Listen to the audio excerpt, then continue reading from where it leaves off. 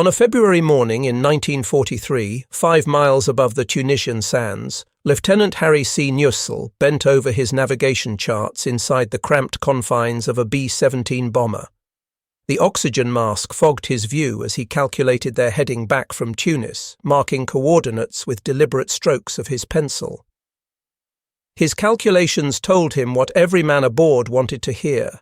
17 minutes remained before they'd escape the effective range of enemy interceptors. 17 minutes to comparative safety over Allied territory. The tail gunner's voice shattered the routine over the intercom system, urgent and sharp, announcing fighters approaching from directly ahead at high altitude. Nussel barely registered the warning before an unforgettable sound reached his ears, something he'd spend the rest of his days trying to adequately describe to those who hadn't been there. It wasn't the explosive crack of flak or the familiar percussion of machine gun rounds striking metal. Instead, he heard what could only be called a pronounced swoosh, immediately followed by a violent jar and a deep whoomp that resonated through the entire airframe. Looking up through the transparent nose of their Boeing B-17F, designated All-American 3, Nussel witnessed something that defied immediate comprehension. Fragments of a German Messerschmitt Bf-109 tumbled past their aircraft in a grotesque aerial disassembly. A wing section here, fuselage chunks there, even the canopy with its distinctive iron cross markings clearly visible as it spiraled downward toward the desert nearly 5 miles below. The enemy fighter hadn't been blown apart by gunfire in any conventional manner. Instead, it had physically struck their bomber, and yet somehow, impossibly, their aircraft remained airborne and under some measure of control. None of the 10 Americans aboard could grasp in that moment that they'd just entered one of aviation history's most thoroughly documented and analysed incidents. Their flying fortress was maintaining flight with its tail assembly nearly completely severed, held to the main fuselage by nothing more than a handful of metal structural members and thin sheets of aluminum skin. Within the hour, a photograph would be captured of their damaged aircraft that would become among World War II's most iconic and studied images, pored over by aeronautical engineers and aviators for generations afterward. By every known principle of aerodynamic science, their survival made no sense whatsoever. The mathematical models and physical laws insisted they should already be tumbling earthward in pieces, scattered across the Saharan expanse below.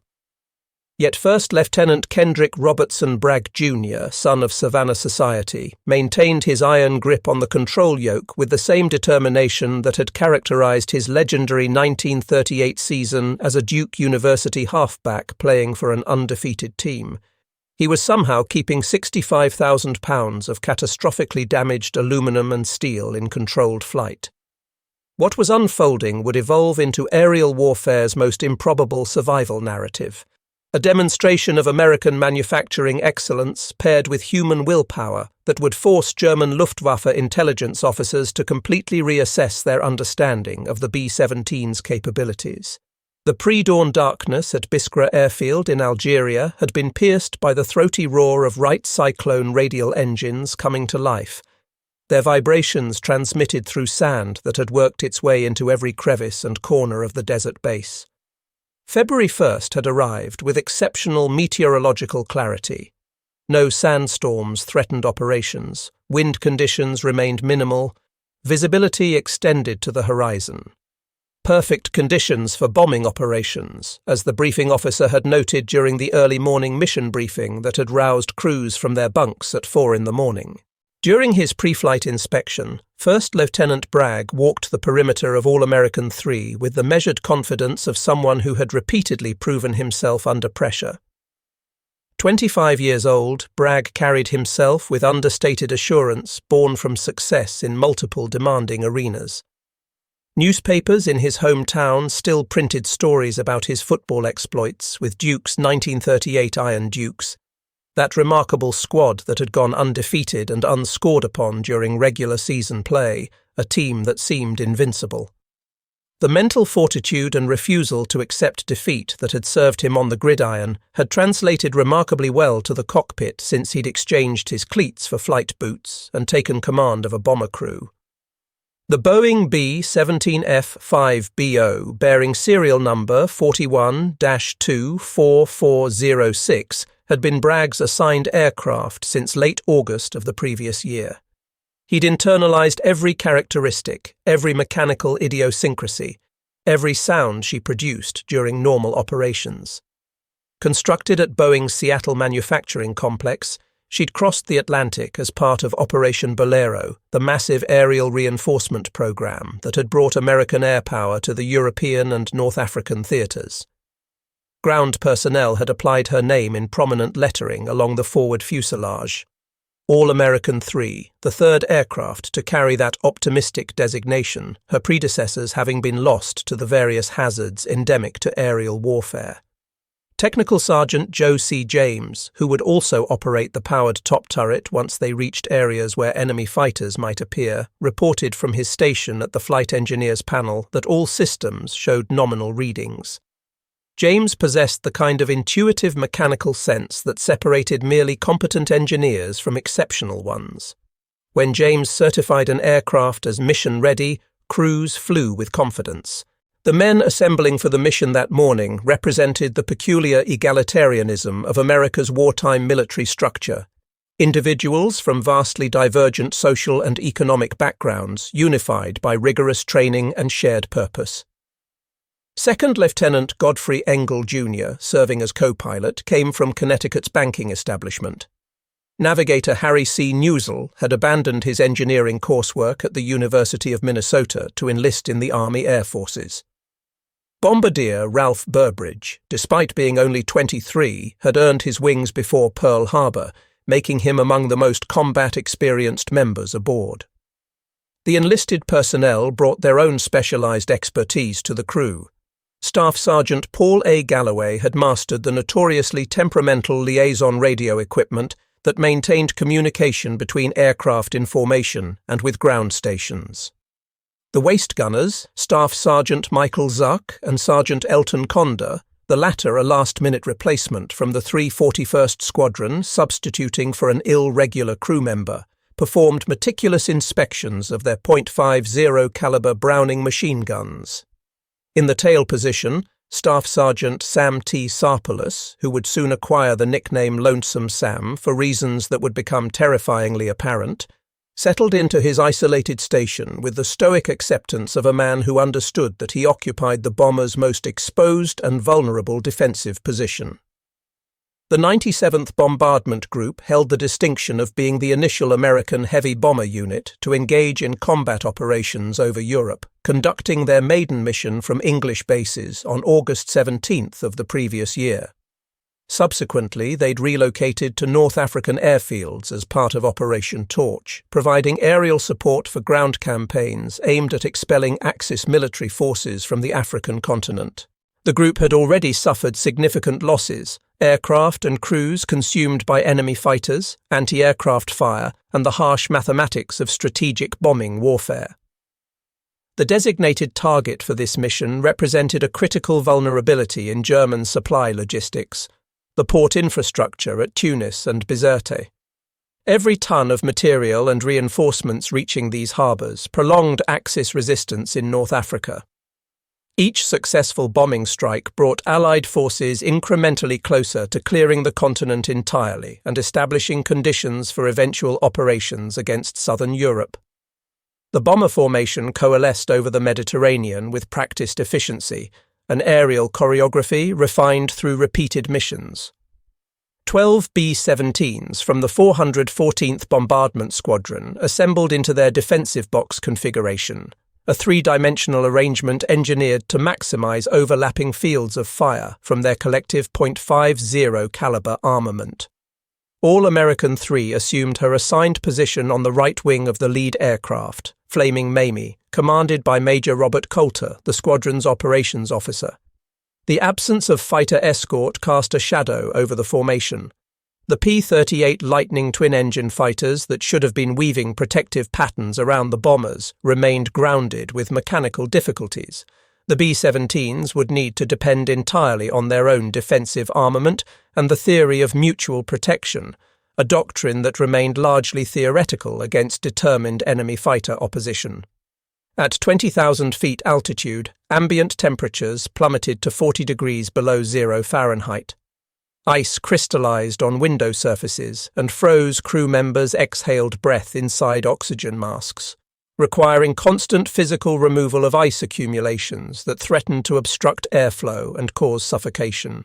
The electrically heated flight suits, representing American technological innovation, waged a losing battle against Arctic conditions at high altitude. Men routinely returned from missions suffering frostbite injuries comparable to their combat wounds. Bombardier Ralph Burbridge announced target acquisition over the intercom as Tunis materialized through scattered cloud formations below. The port bustled with activity, ships offloading supplies at piers, railway trains waiting on sidings, truck convoys streaming toward front lines, where Rommel's Africa Corps was making its final stand against Montgomery's advancing 8th Army and Patton's recently arrived American forces. The bombing approach demanded absolute precision. For 3 minutes, the aircraft had to maintain straight and level flight without evasive maneuvers, while Burbridge synchronized his Norden bomb sight with the target below. This secret device, which American forces guarded so carefully that it was physically removed from aircraft after every mission, employed a sophisticated system of gyroscopes and mechanical computers to calculate the precise release point for ordnance. Someone unnecessarily reported anti-aircraft fire rising toward them. Everyone could observe the black explosive bursts blossoming around the formation, each representing hundreds of shrapnel fragments seeking aluminum and human flesh. The German 88mm anti-aircraft guns, originally designed for anti-tank applications, had proven devastatingly effective against bombers. Each shell was fused to detonate at predetermined altitude, creating lethal boxes of airspace that bomber formations had to penetrate. Burbridge announced bomb release, and All-American 3 surged upward as 4,000 pounds of high explosives dropped from her bomb bay. Below, the port erupted in smoke and flame. Direct impacts on warehouse structures, secondary explosions from stored ammunition, ships listing at their moorings suggested a highly successful strike, perhaps their most effective yet. Celebration proved premature. As the formation executed its turn westward toward home, the fighters materialized. Multiple gunners simultaneously called out warnings of enemy aircraft at 2 o'clock high, identifying them as Bf-109s. 2 Messerschmitt Bf-109 G-4 fighters dove from their advantageous position in the sun's glare. German pilots had learned through bitter experience that B-17 defensive fire was weakest from frontal approaches. The nose-mounted guns couldn't depress sufficiently to engage fighters attacking from low frontal angles, and the dorsal turret couldn't traverse quickly enough to track high-speed head-on attacks. The lead fighter, piloted by Oberleutnant Julius Meinberg of the 2nd JG2, temporarily detached to Jagdgeschwader 53 Pikaz, Ace of Spades, opened fire at 500 yards range. His 20mm cannons and 13mm machine guns sparkled along his wings as he directed rounds into flaming Mamie. The formation leader shuddered under the impacts, aluminum fragments peeling away like metallic confetti. The second fighter, flown by Feldwebel Erich Pazia of 6/JG53, committed to an attack run on All-American 3. Pazia was far from inexperienced. With 16 confirmed aerial victories, he'd earned the Ehrenpokal der Luftwaffe, the honor goblet presented to successful fighter pilots. He knew precisely where to aim: the cockpit to kill pilots, engines to cripple propulsion, wing routes where fuel tanks resided. Something went catastrophically wrong. At 300 yards, Pazia initiated his escape maneuver, a half-roll that should have taken him beneath the bomber and clear of defensive fire. He'd executed this maneuver dozens of times in previous engagements. This time, whether from overconfidence, target fixation, or mechanical failure, he began the maneuver too late.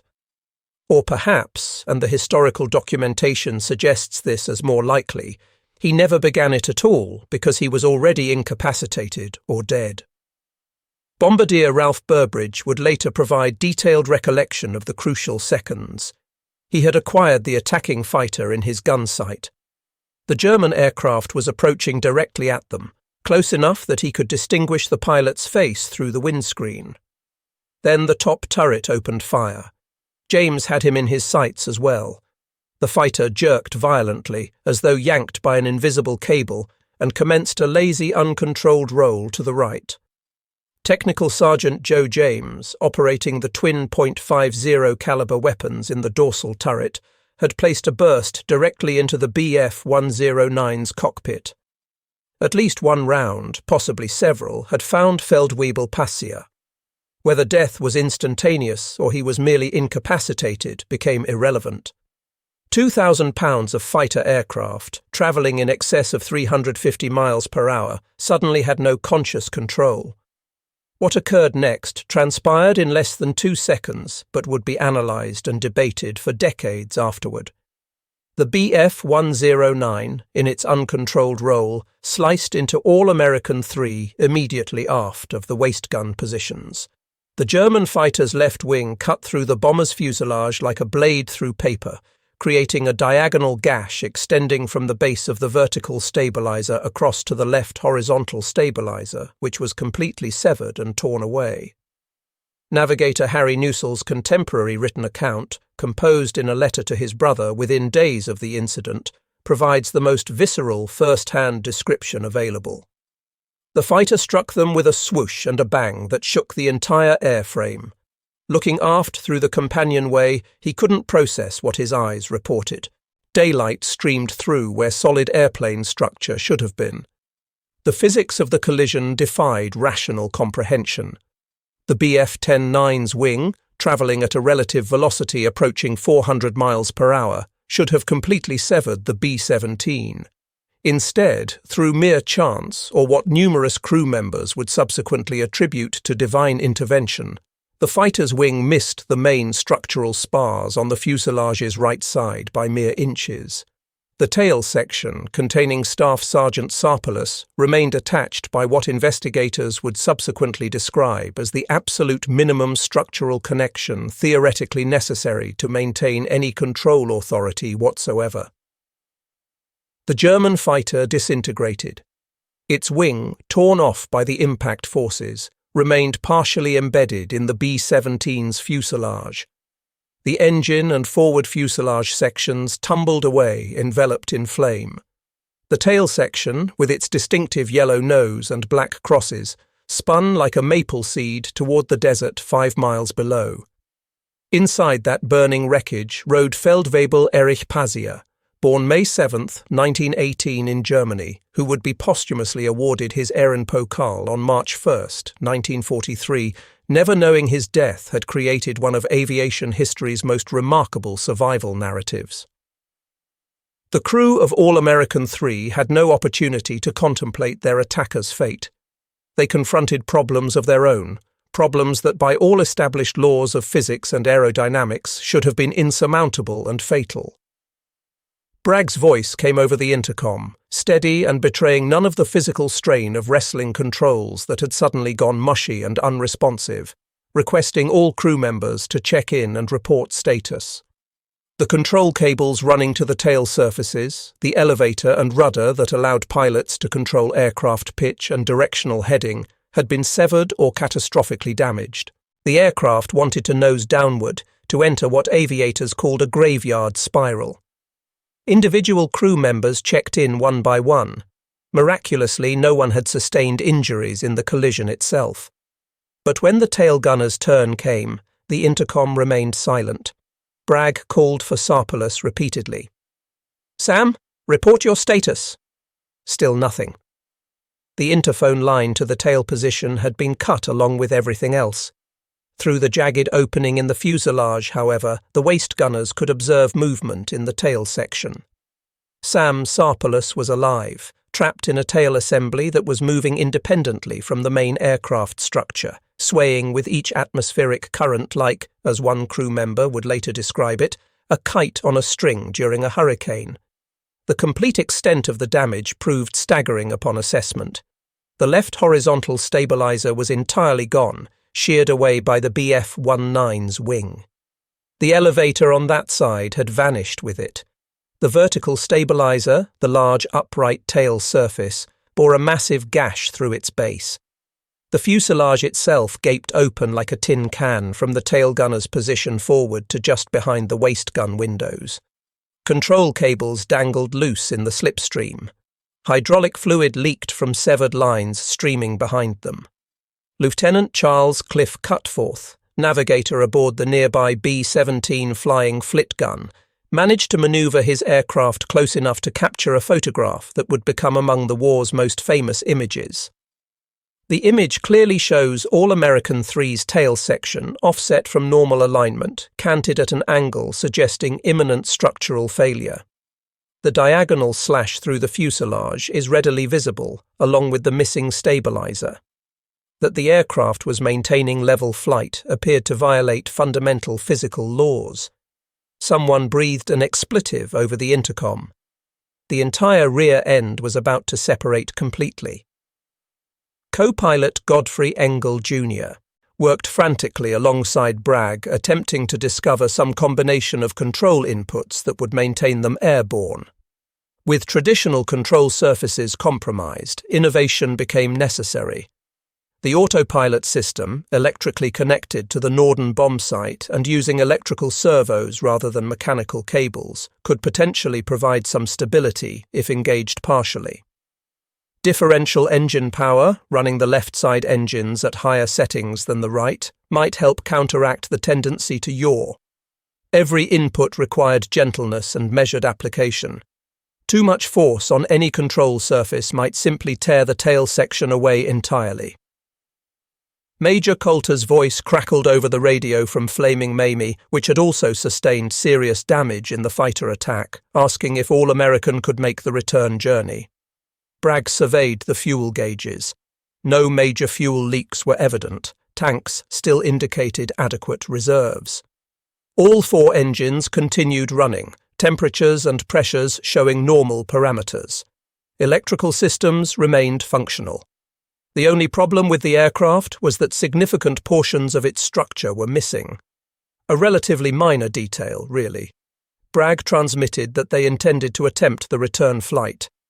In the nearly severed tail section, Staff Sergeant Sam T. Sarpolus confronted a decision that would have paralyzed most men with indecision. He could remain where he was, hoping the tail would hold together until landing, or he could attempt to crawl forward through the damaged fuselage to the relative safety of the main aircraft body.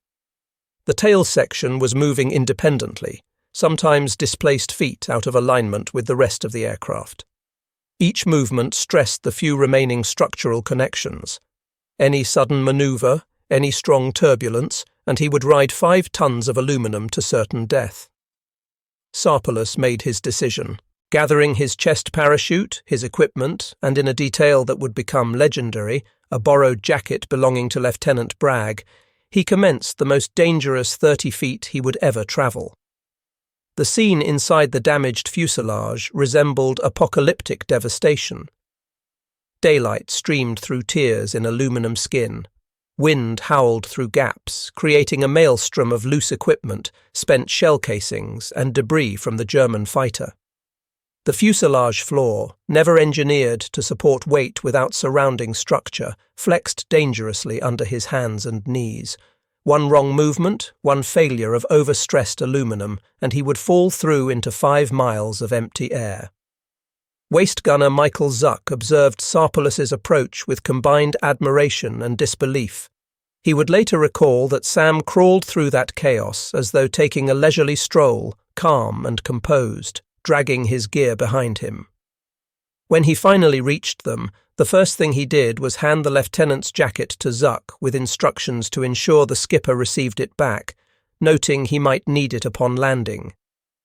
The journey that should have required seconds had consumed nearly 10 minutes, but Sam Sarpolus had succeeded. All 10 crew members now occupied the forward section of the aircraft, positioning them to bail out if that became necessary. The bomber formation faced a terrible calculation. Standard operational procedures dictated that damaged aircraft unable to maintain formation pace should be abandoned. They endangered the entire formation by forcing reduced speed and increased vulnerability to fighter attack. But the crews of the 414th Squadron weren't prepared to abandon All-American 3. The formation closed ranks around the wounded bomber, creating a defensive shield with their massed firepower. This meant accepting greater personal risk, flying slower, maintaining formation longer, remaining in enemy airspace precious minutes beyond necessity. These were men who had trained together, endured together the harsh conditions of North African bases, and mourned together when friends failed to return. The mathematics of survival took secondary importance to loyalty. The formation commander radioed that they would stay with All-American until clear of fighter range, instructing them to maintain steady flight. The German fighters, observing the tight defensive formation and perhaps low on fuel and ammunition, eventually turned away. They had claimed their victories, or believed they had. Julius Meinberg, Erich Passier's wingman, would survive the engagement despite suffering severe burns when defensive fire ignited his oxygen system. In his post-war memoir titled Feindberührung, Contact with the Enemy, he would claim a B-17 kill from this engagement. He was partially correct. Flaming Mamie would indeed go down, Major Coulter and 6 crew members killed. But All-American 3 refused to die. As the formation finally crossed into Allied-controlled airspace, the other bombers began peeling away, waggling their wings in salute as they headed for Biskra. All-American 3, flying at reduced speed to minimize stress on damaged structure, would make the journey alone. The flight from target area to Biskra airfield should have required an hour. For All-American 3, fighting to remain airborne, it would consume 90 minutes that felt like 90 years. Every air pocket, every bit of turbulence, transmitted shudders through the aircraft that made crew members hold their breath. The tail section continued its independent movement, sometimes aligned with the fuselage, sometimes canted at angles that defied belief. Bragg and Engel developed a rhythm, a delicate dance with the dying aircraft. Gentle pressure on the control yoke, never sudden movements. Adjust throttles incrementally, sense the aircraft's response, adjust again. They flew more by instinct than instruments, feeling through their hands and feet what the aircraft could tolerate. Flight engineer Joe James monitored engines obsessively. Number 3 ran slightly hot, possibly from debris damage, but remained within acceptable parameters. Oil pressure held steady on all 4. Fuel consumption actually improved due to their reduced speed. The Wright Cyclone radials, constructed in factories across America by workers who would never know how their precision saved lives, continued their steady thunder. Bragg asked the navigator for distance to base. Harry Newsell had been continuously calculating and recalculating their position. The damage had affected aircraft trim, causing slightly sideways flight that pilots called crab. This affected both speed and fuel consumption, but his calculations showed they would arrive, albeit with minimal reserves. 40 minutes remaining, he reported. Weather remained clear at base. Radio operator Paul Galloway had maintained constant contact with Biskra Tower, updating them on aircraft condition. The base had mobilized every available emergency vehicle. Ambulances, fire trucks, and crash crews lined the runway. The base commander himself had come to the tower to monitor the situation. The crew executed their landing preparation with mechanical precision, each man checking and rechecking equipment. They retained their parachutes. If the tail separated during landing, they might have only seconds to evacuate. Waist gunners Zuck and Conda secured loose equipment that could become projectiles in a crash. Bombardier Burbridge secured the bomb site. Navigator Newessel gathered his charts and equipment, each man prepared for whatever came next. For All-American 3's crew, their survival was already causing ripples through the German fighter community in North Africa. Pilots who had witnessed the collision were filing their reports, and intelligence officers struggled to explain what they'd observed. The Luftwaffe possessed extensive experience with B-17 flying fortresses. They'd been engaging them since Americans entered the European Air War. They understood the bombers' capabilities and limitations. German technical analysis had determined that a B-17 required approximately 20 hits from 20mm cannon shells to ensure destruction. The aircraft's multiple redundant systems, self-sealing fuel tanks, and robust construction made them frustratingly difficult to bring down. But this situation, a B-17 flying with half its tail missing, exceeded their calculations. Initial reports met with skepticism. Surely the pilots had been mistaken. Perhaps the bomber had crashed later, beyond observation. No aircraft could survive such damage. Yet evidence proved incontrovertible. Multiple pilots had witnessed All-American 3 flying in formation after the collision. Ground observers had tracked it on radar, maintaining altitude and heading long after it should have fallen from the sky. The incident would be added to a growing file of reports forcing the Luftwaffe to reconsider tactical approaches to attacking American heavy bombers. General Adolf Galland, one of Germany's most successful fighter aces and key figure in Luftwaffe fighter tactics, would later write about the psychological impact of American bomber durability. Witnessing a flying fortress continue flying with injuries that would have destroyed any other aircraft proved deeply demoralizing to young pilots. They would expend ammunition, score what should have been killing hits, and watch the Americans fly home. Bragg transmitted to Biskra Tower that they were 5 minutes out, requesting straight-in approach to runway 27. Tower cleared them for immediate approach, emergency vehicles standing by, and inquired about wounded aboard. Bragg and Engel exchanged glances. By all rights, they should all be dead. Yet here they were, 10 men without a scratch among them, at least not from the collision. Bragg reported no wounded, just structural damage requiring a straight approach. Through the windscreen, the brown expanse of Biskra airfield materialized from desert haze. Home, safety, solid ground. The most beautiful sight any of them had ever witnessed. Engel announced gear deployment, moving the lever.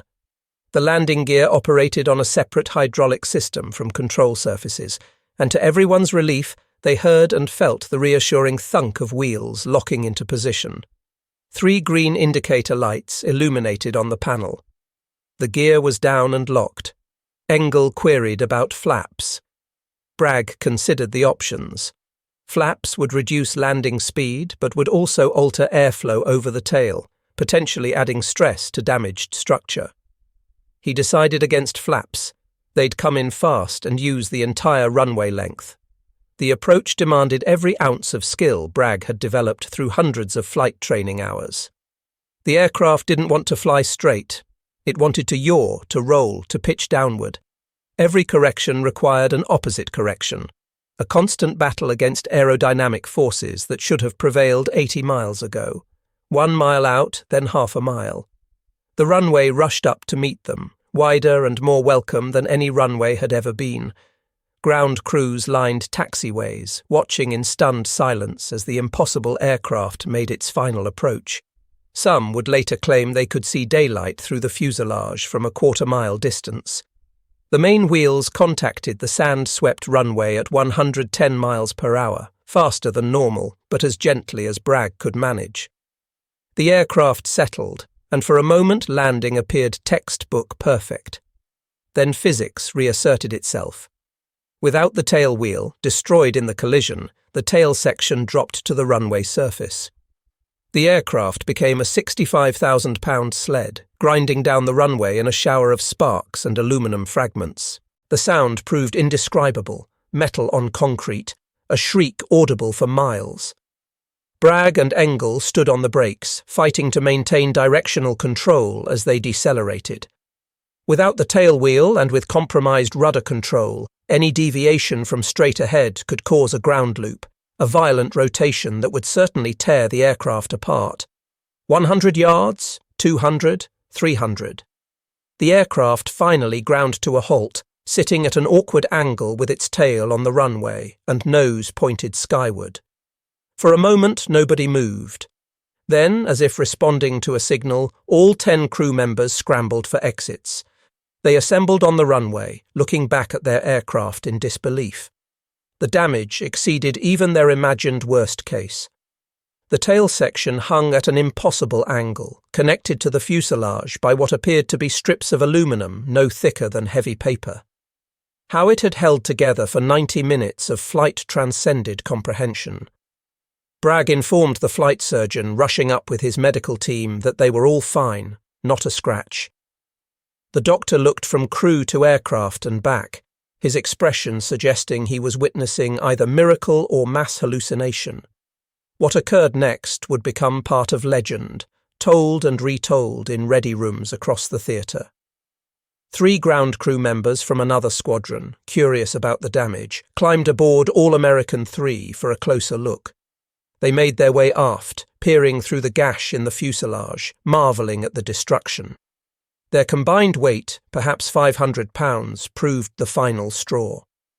With a grinding, tearing sound of overstressed metal finally yielding, the tail section separated completely from the fuselage and collapsed onto the runway. The 3 airmen scrambled clear, white-faced and shaking, suddenly understanding just how close to death the aircrew had been aloft. Master Sergeant Hyland from the 50th Air Service Squadron walked slowly around the wreckage, taking notes on a clipboard. His job involved determining if the aircraft could be repaired or should be written off as total loss. The question should have been academic. No aircraft this badly damaged could ever fly again. But this was 1943, and America was producing B-17 at a rate that seemed impossible to everyone except the Americans themselves. In Seattle, Burbank, and Long Beach, workers were completing new flying fortresses every few hours. Production lines ran 24 hours daily, 7 days weekly, staffed by men too old or too young for military service and by women who had never seen factory interiors before Pearl Harbor. Hyland examined the serial number painted on the tail, 41-24406. This aircraft had already survived more than any machine should be asked to endure. Perhaps she had one more miracle remaining. Conventional wisdom insisted All-American 3 was finished. Damage was too extensive, structural integrity too compromised. In any other air force, she would have been cannibalized for spare parts with the remainder scrapped. But the United States Army Air Forces in 1943 operated on different philosophy. If it could be fixed, it would be fixed. Master Sergeant Hyland and the men of the 50th Air Service Squadron spent 6 weeks performing what could only be described as major surgery. They located a tail section from another B-17 damaged beyond repair in a landing accident. Using techniques more appropriate to shipyards than aircraft maintenance facilities, they grafted the new tail section onto All-American 3's fuselage. Every control cable required replacement. Every electrical connection required testing and retesting. The men worked in desert heat reaching 120 degrees Fahrenheit, then through desert nights when temperatures plummeted toward freezing. They worked because every repaired aircraft meant another crew flying another mission. On March 18, 1943, All-American 3 flew again, not on a combat mission initially, but on a test flight that had ground crews holding their breath. She flew perfectly. The repairs held. Within days she returned to combat operations, though assigned to less demanding roles. Transport flights, training missions, operations to areas where fighter opposition was unlikely. She had earned the right to easier assignments. On March 6, 1945, at Lucera Airfield in Italy, she was finally retired and salvaged, her war concluded at last. Research into the German pilot who collided with All-American 3 reveals a young man whose story intersected with history in the most violent manner possible.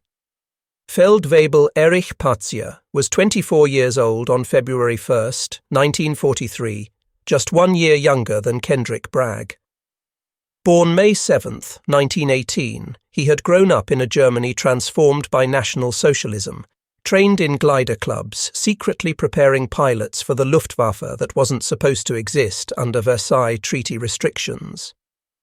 By early 1943, Patzier had proven himself an exceptional fighter pilot. His 16 confirmed victories placed him among successful but not legendary aces of the Luftwaffe, men who performed their duties with skill and professionalism, but whose names wouldn't be celebrated in propaganda broadcasts. He flew with 6/Jagdgeschwader 53 Pik-As, one of the Luftwaffe's most successful fighter wings, credited with over 4,000 Allied aircraft destroyed during the war. The Bf 109G-4 he flew that day represented the latest evolution of Willy Messerschmitt's revolutionary fighter design.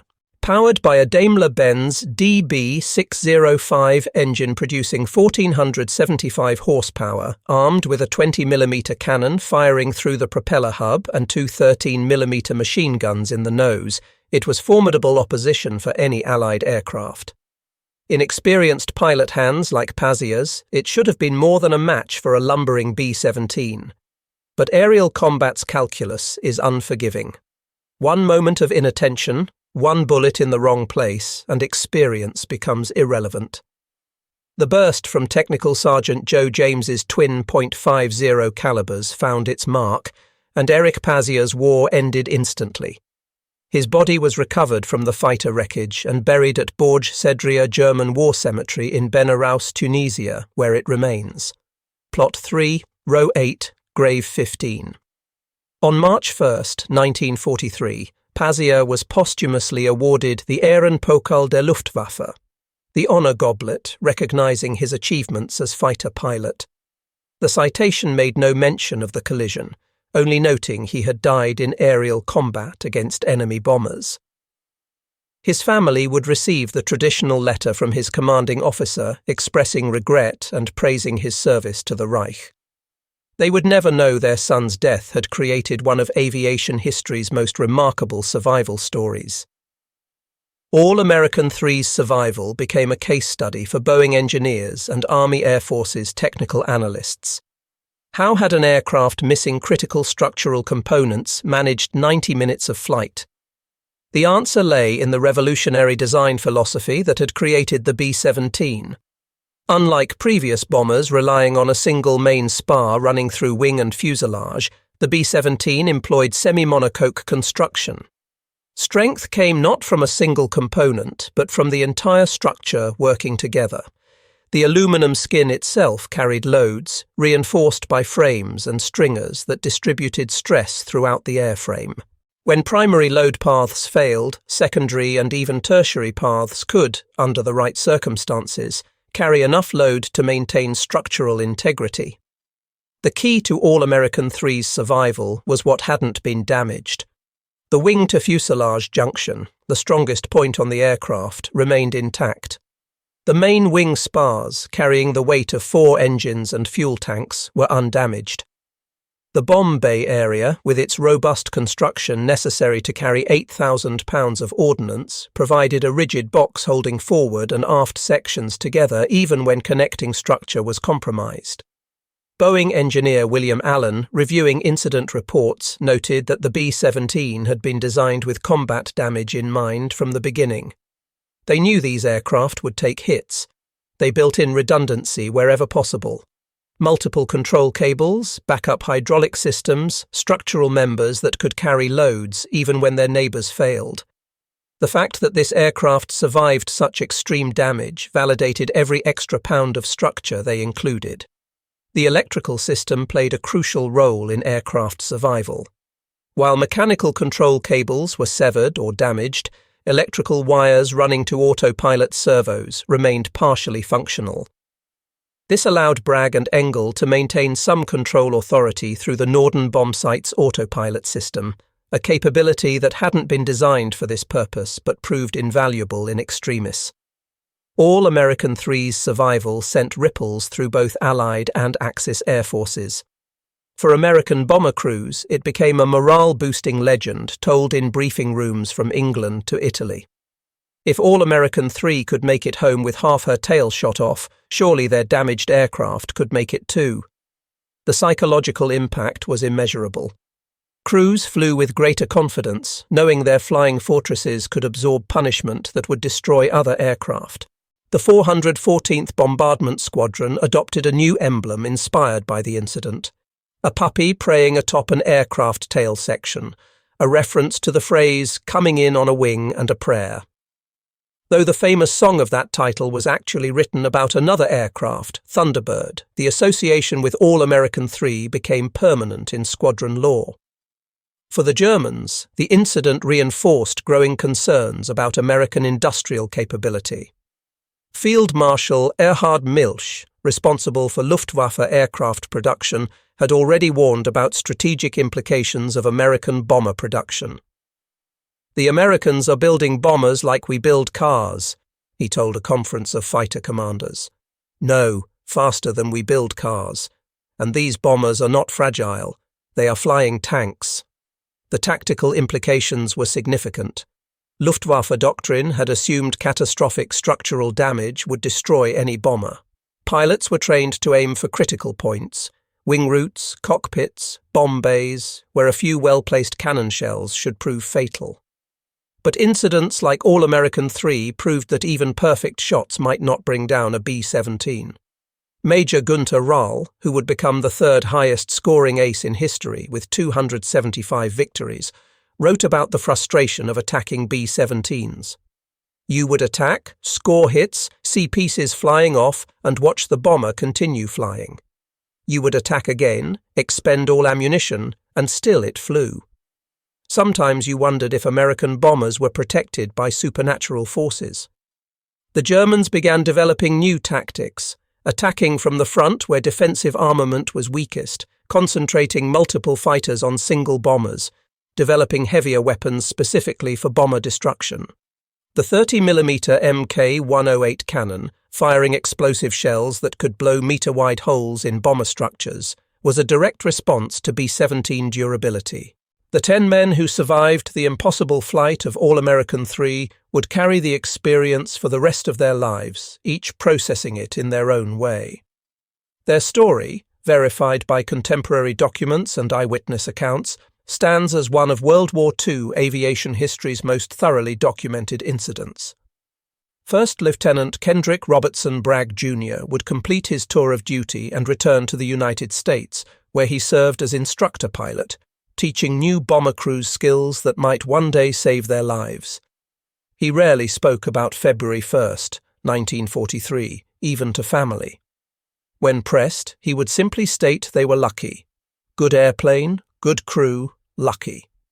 He died October 13th, 1999. Navigator Harry Newsell would spend decades responding to inquiries about the incident. When he looked back and saw daylight through the airplane, he thought they were finished. But Bragg and Engel kept her flying. He didn't know how, but they did. Newsell would pass away June 27, 1991, at age 74. Bombardier Ralph Burbridge became the crew's unofficial historian, spending decades correcting myths that accumulated around their story. In interviews conducted near the end of his life, he systematically debunked embellishments. No, they hadn't used parachute cords to hold the plane together. No, they hadn't completed their bomb run after the collision. It happened on the way home. No, they weren't headed for England, but back to their base in Algeria. Burbridge understood the true story was remarkable enough without exaggeration. He died February 3, 2013, at age 92, one of the last surviving witnesses to that day over Tunisia. Co-pilot Godfrey Engel Jr. returned to Connecticut after the war, rarely speaking of his military service. Those who knew him said he would sometimes unconsciously move his hands as if working aircraft controls, especially during thunderstorms. He lived until May 3, 2007, dying at age 86. Flight engineer and top turret gunner Technical Sergeant Joe James carried the knowledge that he had saved his crew by shooting down an attacking fighter, but that action had led to a collision that nearly killed them all. The paradox haunted him. He did his job, he would say when asked. That's all any of them did. Their job. The waist gunners, Michael Zuck and Elton Conda, maintained that watching Sam Sarpolus crawl through the destroyed fuselage was the bravest thing they witnessed in the war. They saw a lot of brave men do brave things, Zuck said in a 1985 interview. But Sam crawling through that mess, calm as could be, that was something special. Staff Sergeant Sam T. Sarpolus himself, Lonesome Sam, who had ridden the severed tail section, became something of a legend in the Army Air Forces. His matter-of-fact courage, exemplified by his concern for returning Bragg's jacket, represented the kind of unflappable determination that characterized the best American aircrew. What else was he going to do, he said, when asked about his crawl through the damaged fuselage? Sit there and wait to fall out of the sky? Better to die trying than die waiting. Radio operator Paul Galloway would note that maintaining communication with the base during the return flight was one of the hardest things he ever did. Every time the plane lurched, he thought they were coming apart. But he kept transmitting their position, keeping his voice steady. If they went down, he wanted them to know where to find them. The photograph taken by Lieutenant Charles Cliff Cutforth from Flying Flit Gun became one of World War II's most analysed images. Catalogued as U.S. Air Force Photo 050524-F-1234-P-015, it shows All-American 3 in profile against the North African desert, damage to her tail section clearly visible. The image would be studied by engineers, pilots, and historians for decades, each searching for clues explaining the impossible. What the photograph reveals is both devastating damage and improbable survival. The left horizontal stabilizer is completely gone. The vertical stabilizer shows a massive diagonal gash. The fuselage is opened from the tail gunner's position forward. Yet the aircraft maintains level flight, all 4 engines running, seemingly defying every principle of aerodynamics. Over the decades, numerous versions of the photograph have circulated, many with inaccurate captions. Some claim to show the aircraft over the English Channel, escorted by P-51 Mustangs. Others have been published with captions claiming it was taken from a German fighter. Some versions have been doctored to make damage appear even more dramatic than it was. But the original authentic photograph needs no embellishment. It captures a moment that shouldn't exist. An aircraft flying despite damage exceeding all design tolerances, all safety margins, all reasonable expectations. It is visual proof of what 10 men achieved through skill, determination, and what many would call divine intervention. The incident of February 1, 1943, occurred at a crucial juncture in the North African campaign. The Afrika Korps, once seemingly invincible under Erwin Rommel, was being squeezed between Montgomery's 8th Army advancing from the east and American forces pushing from the west. The port facilities at Tunis and Bizerte, targets of that day's mission, were vital lifelines for Axis forces. Every successful bombing mission hastened inevitable German surrender in North Africa. Within 3 months of All-American 3's miraculous return, Axis forces in North Africa would capitulate. On May 13, 1943, nearly 250,000 German and Italian soldiers surrendered in Tunisia, a defeat comparable to Stalingrad in its impact on German military capability. The bombers of the 97th Bombardment Group, including the repaired All-American 3, had played their part in this victory. The B-17 Flying Fortress would become the most iconic American bomber of World War II.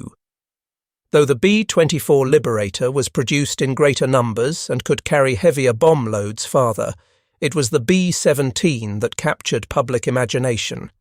Its ability to absorb punishment and bring crews home became legendary. By war's end, B-17s had dropped 640,036 tons of bombs on European targets, more than any other American aircraft. But the cost was staggering. Of the 12,731 B-17s produced, 4,735 were lost in combat. Each loss represented 10 young men who wouldn't come home. The survival rate for bomber crews was among the lowest in the military. Completion of a 25-mission tour, later raised to 35, was considered beating the odds. The miracle of All-American 3 stood in stark contrast to the brutal arithmetic of strategic bombing. Aviation engineers studying the All-American 3 incident have provided valuable insights into how the aircraft managed to survive. Analysis suggests the aircraft was operating at the absolute margins of controllability. The centre of gravity had shifted dramatically aft due to lost structure, putting the aircraft into a condition that would challenge even modern flight control systems. Key factors in survival were structural redundancy. The B-17's design included multiple load paths for critical forces. When primary structures failed, secondary systems managed to hold just enough to maintain basic integrity. Speed reduction. By immediately reducing airspeed, Bragg minimized aerodynamic forces trying to tear the aircraft apart. Every mile per hour of speed reduction decreased stress on damaged structure exponentially. Gentle control inputs. Analysis shows any aggressive control input would have exceeded remaining structure's capability. Bragg and Engel's gentle, coordinated control movements kept forces within survivable limits. Weight distribution, crew movement forward from the tail section, actually helped by shifting the center of gravity, partially compensating for lost tail weight. And environmental factors, relatively smooth air over North African desert meant no severe turbulence to stress-damaged structure. Had they encountered a thunderstorm or severe turbulence, the aircraft would not have survived. The engineering community continues studying this incident as an example of how robust design and skilled piloting can combine to achieve seemingly impossible outcomes. Lessons learned from All-American 3 influenced post-war aircraft design, particularly in areas of structural redundancy and battle damage tolerance. Research into Luftwaffe archives provides the German perspective on the incident. The loss of Erich Pazier was recorded in the war diary of JG-53 with typical German precision. Feldwebel Pazier failed to return from combat mission against American bomber formation, witnessed colliding with enemy aircraft by Oberleutnant Meinberg, aircraft and pilot lost. What official records don't capture is the impact such incidents had on German fighter morale. Young pilots, many with less than 100 hours of flight time by 1943, were told American bombers were easy targets, slow and vulnerable. Then they would attack these easy targets and watch them absorb incredible damage and keep flying. Oberstleutnant Egon Meyer, who developed the head-on attack tactic that would become standard Luftwaffe doctrine against bomber formations, wrote that American bombers were not what they expected. They expected them to be like German bombers, fragile, requiring fighter escort, vulnerable to determined attack. Instead, they found flying fortresses in the true sense, castles in the air that could defend themselves and survive damage that seemed impossible. The Luftwaffe began keeping detailed records of B-17 survivability, trying to determine weak points and optimal attack angles. Their studies showed that even when they achieved what should be catastrophic damage, B-17s had a disturbing tendency to make it home. This led to development of increasingly heavy armament for fighter aircraft, culminating in rocket projectiles and 30mm cannons that could destroy bombers with single hits. The engineers and workers who had designed and built aircraft 41-24406 never met the men who flew her, but they felt a connection nonetheless. Every rivet driven, every wire connected, every system tested had contributed to bringing those 10 men home. The B-17 design had begun in 1934 when the U.S. Army Air Corps issued a requirement for a multi-engine bomber. Boeing's Model 299, which would become the B-17, first flew July 28, 1935. From the beginning, the design philosophy emphasized survivability. Multiple engines so the aircraft could fly with one or two failed redundant control systems, self-sealing fuel tanks, armor plating around critical components and crew positions. But the incident of All-American 3 exceeded even Boeing's expectations. The company would use the incident in training materials for new engineers, demonstrating the importance of redundancy and over-engineering. "Build it stronger than it needs to be" became an unofficial motto, because someday someone's life will depend on that extra strength. The production statistics of the B-17 program remain staggering even by today's standards.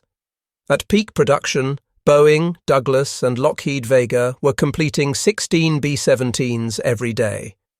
The workforce included thousands of women, Rosie the Riveters, who had never worked in manufacturing before the war. Yet they achieved quality standards that would be challenging today with computer-controlled machinery. Over decades, the story of All-American 3 has accumulated layers of myth and exaggeration. Various retellings have added dramatic elements that never occurred. The crew using parachute cords to hold the plane together, completing their bombing run after the collision, flying all the way to England, the tail gunner being rescued mid-flight. These embellishments, while dramatic, actually diminish the true achievement. The reality, verified by contemporary documents, crew testimony, and photographic evidence, needs no exaggeration. 10 men flew a catastrophically damaged aircraft 90 minutes and 150 miles to safety. They did it through skill, determination, and teamwork. They did it without losing a single crew member. They did it in an aircraft that had no business flying but somehow forgot to fall from the sky. Ralph Burbridge, the bombardier who spent his later years correcting the record, understood this. "The true story is amazing enough," he said in his final interview. "We don't need to make things up. What happened that day was impossible, but we did it anyway. That's the story that should be told." The 414th Bombardment Squadron would fly 178 combat missions during World War II, losing 85 aircraft and hundreds of aircrew. But no story from their combat record matched All-American 3 for sheer impossibility. The incident became part of squadron identity, a touchstone story defining what they were capable of achieving. The squadron's new emblem, inspired by the incident, showed a puppy praying atop a tail section. The choice of a puppy rather than a more martial symbol reflected the youth of aircrew, most in their early 20s, and their vulnerability facing enemy fighters and flak. Yet the praying attitude suggested both hope and the divine intervention many crew members genuinely believed had saved All-American 3. Veterans of the 414th would gather for reunions decades after the war, and inevitably someone would retell the story of February 1st, 1943. Men who had flown their own harrowing missions, who had their own stories of survival against odds, would listen with respect to the tale of the bomber that refused to die. The German fighter forces' encounter with All-American 3 was part of a learning curve that would drive significant tactical and technical evolution throughout 1943. The Luftwaffe had begun the war with fighters optimized for dogfighting. Light, maneuverable aircraft with rifle-caliber machine guns adequate for downing other fighters. The appearance of heavy bombers forced complete reconsideration. By mid-1943, partially in response to incidents like All-American 3, German fighters were being upgunned with heavier weapons. The Bf 109G-4, introduced shortly after the Tunisia incident, carried a 30mm Mk108 cannon-firing explosive shells capable of blowing metre-wide holes in bomber structures. The FW-190 was modified to carry multiple 20mm cannons and even 210mm rockets specifically for bomber destruction. Major Walter Nowotny, who would become one of the Luftwaffe's most successful bomber interceptors with 258 victories, wrote about the evolution. Each month, the American bombers seemed to get tougher. They would develop new tactics, new weapons, and the Americans would counter with better defensive formations, better armor, longer-range escort fighters. It was a race they were slowly losing. The psychological impact on German pilots was significant. Young pilots, increasingly poorly trained as the war progressed, were told to press home attacks against bomber formations. But pressing home attacks against B-17s meant flying into converging streams of .50 caliber fire from multiple aircraft. The survival rate for German fighter pilots declined precipitously as 1943 progressed. All-American 3's survival was made possible not just by Boeing's design, but by an entire industrial ecosystem supporting the aircraft. The Wright R-1820 Cyclone engines were built in factories in New Jersey and Ohio. The 50 caliber machine guns came from facilities in Connecticut and Michigan. The aluminum skin was rolled in plants in Tennessee and Washington. The instruments were manufactured in dozens of specialized facilities across the country. This distributed production network meant no single bombing raid, no single sabotage operation could significantly impact B-17 production. It also meant improvements and modifications could be rapidly implemented across the production network. Lessons learned from combat damage were incorporated into new aircraft within weeks. The scale of American industrial mobilization remains difficult to comprehend. In 1939, the U.S. Army Air Corps had 1,700 aircraft total. By 1945, American factories had produced nearly 300,000 military aircraft. The B-17 program alone employed over 40,000 workers at Boeing's Seattle plant, working 3 shifts around the clock. Beyond the technical marvel and strategic implications, the story of All-American 3 is fundamentally about 10 young men facing impossible circumstances. They were not professional soldiers, but citizens who had answered their nation's call. Bragg had been a college athlete, Nuezel an engineering student, Burbridge had joined before Pearl Harbor simply because he wanted to fly. Their calm professionalism facing catastrophic damage speaks to the quality of training the Army Air Forces had created from scratch, the largest aerial training program in history. By 1943, training bases scattered across America were producing 100,000 new pilots annually, along with similar numbers of navigators, bombardiers, gunners, and other aircrew. This training emphasized not just technical skills, but crew coordination and emergency procedures. Crews flew together through advanced training, learning each other's strengths and weaknesses, developing the teamwork that would save lives in combat. The crew of All-American 3 had flown together for months, creating the mutual trust that allowed them to function effectively, even when their aircraft was literally falling apart around them. While one bomber's survival might seem tactically insignificant in a war involving thousands of aircraft, the strategic impact was considerable. The incident occurred during a critical period when American daylight bombing doctrine was being severely tested. The theory that heavily armed bombers could fight their way to targets without fighter escort was proving costly. But incidents like All-American 3 provided evidence that the B-17 could at least survive the journey home, even when severely damaged. This survivability meant experienced crews were more likely to complete their tours, preserving institutional knowledge and improving overall effectiveness. It meant damaged aircraft could be repaired and returned to service rather than being total losses. More importantly, it affected German strategic calculations. If American bombers were this difficult to destroy, and if American industry could produce them faster than Germany could shoot them down, then the mathematics of aerial attrition favoured the Allies. This realisation contributed to the gradual shift of German production priorities from offensive to defensive weapons, from bombers to fighters, a shift that would ultimately prove futile.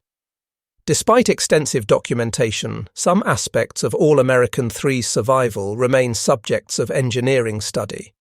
How did the few remaining structural members, designed to carry perhaps 20% of the loads they endured, hold together for 90 minutes?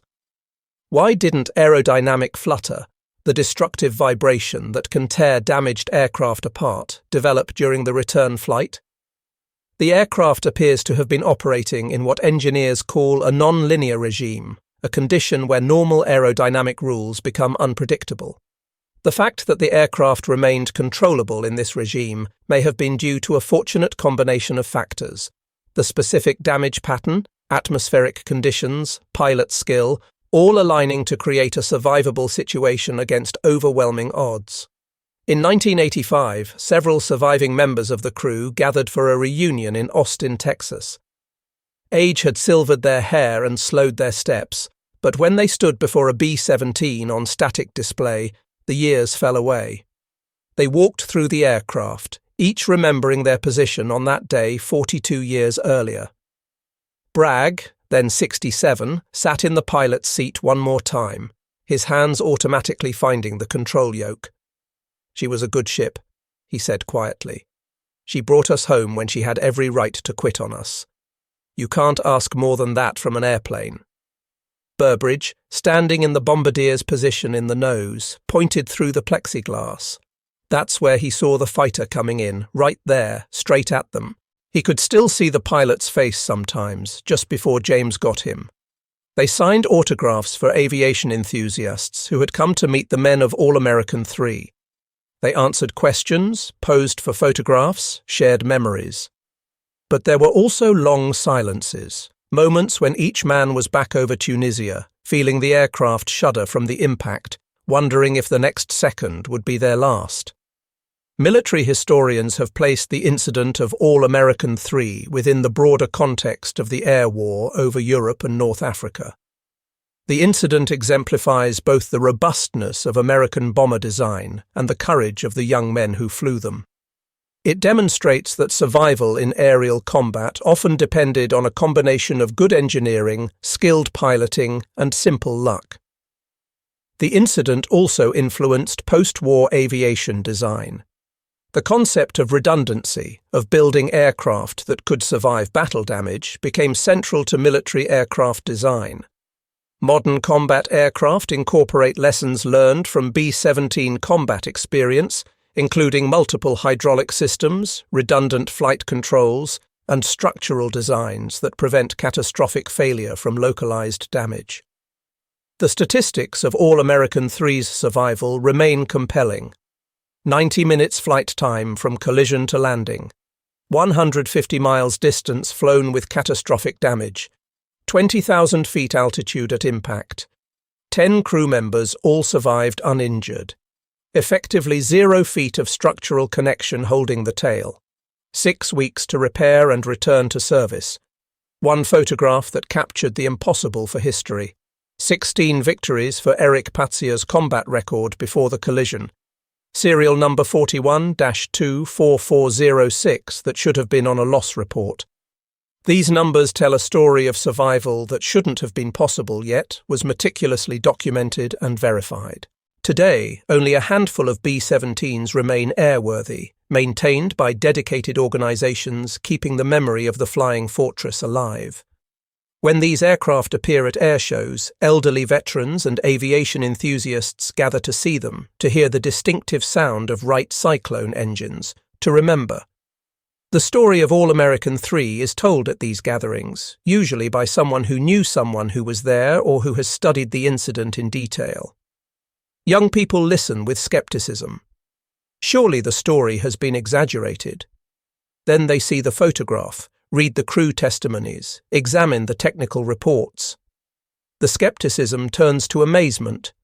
The aircraft herself is long gone, scrapped in 1945 after giving everything she had to give.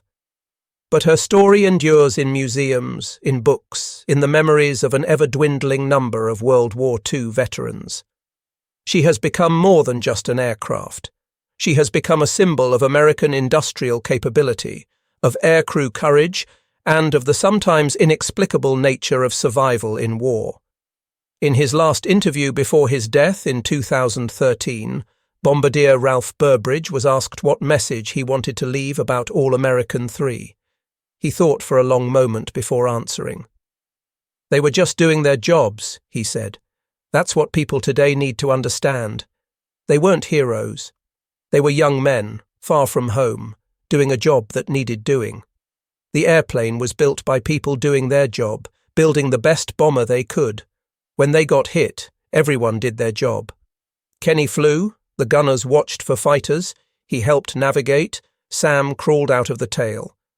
The miracle wasn't that they survived.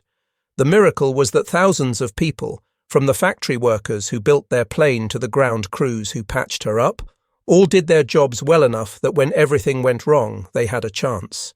That's the American way. Everyone doing their part, and sometimes, when you need it most, it all comes together and works. They flew home in an airplane that couldn't fly, landed a plane that couldn't land, and walked away from what should have been their grave. If that's not a miracle, he didn't know what is. The story of All-American 3 transcends the boundaries of a simple combat narrative. It represents a moment when the impossible became possible, when engineering excellence met human determination and created an outcome that still challenges understanding of what aircraft can survive. The 10 men who flew home on February 1st, 1943, were carried not just by 4 Wright Cyclone engines and Boeing aluminum, but by the accumulated expertise of American industry, the training of the Army Air Forces, and perhaps something more, call it luck, fate, or divine intervention. Their survival proved that the B-17 Flying Fortress had earned its name not through propaganda, but through demonstrated capability. For the Germans who witnessed it, the incident was a glimpse of what they were truly fighting. Not just American aircraft, but American industrial might, American training systems, and American determination. For a Luftwaffe already struggling with the mathematics of attrition, All-American 3 was proof the numbers would never add up in their favour.